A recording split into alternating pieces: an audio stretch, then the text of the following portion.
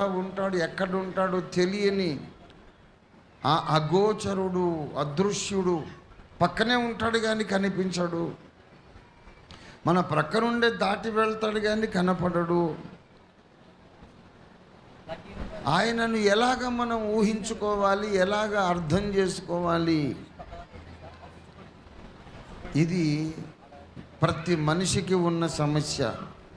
ఈ సమస్యను తీర్చడానికి దేవుడు అంటాడు, నన్ను మీరు అర్థం చేసుకోవాలంటే, మీకు ఒక మెంటల్ పిక్చర్ ఫామ్ కావాలంటే, దేవుడు ఇలాంటి వాడు అనే ఒక మానసిక చిత్రం మీకు ఏర్పడాలంటే తెలుసుకోండి, నేను ఫలానా వాళ్ళ దేవుడను.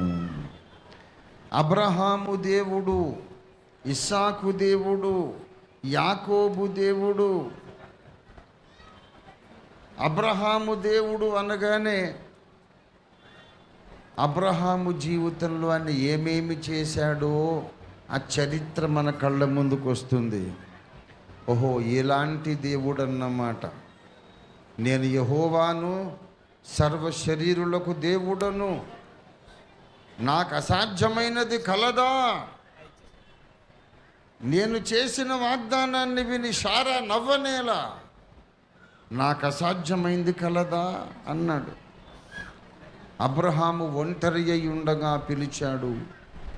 అతడు ఆకాశ నక్షత్రముల వంటి సంతానాన్ని కనడానికి దేవుడు ఆశీర్వదించాడు. ప్రపంచ జనాభాలో 3/2 మంది, 2/3 ఆఫ్ వరల్డ్ పాపులేషన్ అబ్రహాము మా నాన్న అని చెప్పుకుంటున్నారు. The whole Arab world and Muslim world and Christian world, they claim Abraham as their father. దేవుడు ఏం చేయగలడు?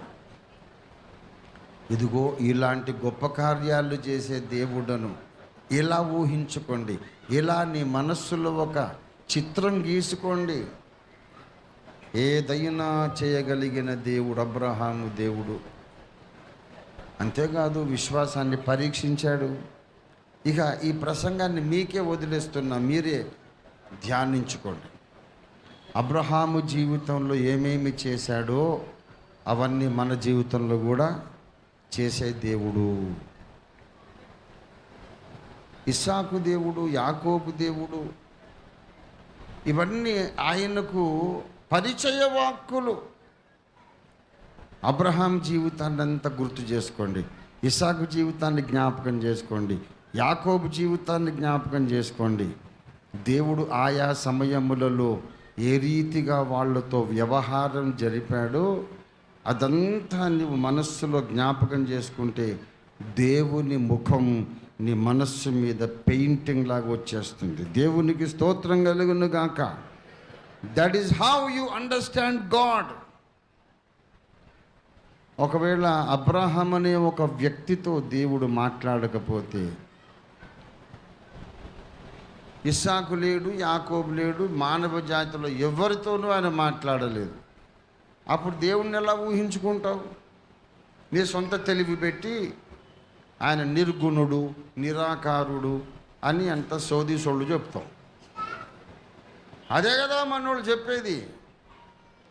దేవునికి గుణాలు లేవు, ఆకారము లేదు, ఏమీ లేదని. సబ్ గలత్ హాయ్. దేవునికి ఆకారం ఉన్నది, గుణములు ఉన్నవి, సంతోషము, దుఃఖం అన్నీ ఉన్నాయి. ఏది లేనోడు, సంతోషం దుఃఖం ఏది లేనోడు, ఉన్న ఒకటే, చచ్చిపోయినా ఒకటే, ఉన్నా లేకున్నా ఒకటే వాడు. మన దేవుడు ఉన్నా లేకున్నా సమానమే అనే దేవుడు కాదు. నీలాగా నాలాగా ఎమోషన్స్ కలిగిన దేవుడు గనక మనం ఆయనతో నడవగలం, ఆయన్ని సంతోషపెట్టగలం, ఆయన సేవ చేయగలం, ఆయన దీవెన పొందగలం. మన దేవుడు నిర్గుణుడు కాదు, సగుణుడు, నిరాకారుడు కాదు, సాకారుడు. He is just like you and me except sin. పాపము అనేది ఒకటి లేదు, అది తప్ప మిగతా విషయాల్లో దేవుడు మనలాంటి వాడే. ఎందుకనగా ఆయన పోలికలో మనం సృష్టింపబడ్డాం. దేవునికి స్తోత్రం కలుగును గాక. కోర్స్ ఎక్స్ట్రా ఆయనకున్న లక్షణాలు, సర్వవ్యాపకత్వం, సర్వజ్ఞత అవన్నీ ఉన్నాయి. కానీ ఎమోషనల్గా ఆయన మన వంటి వాడు.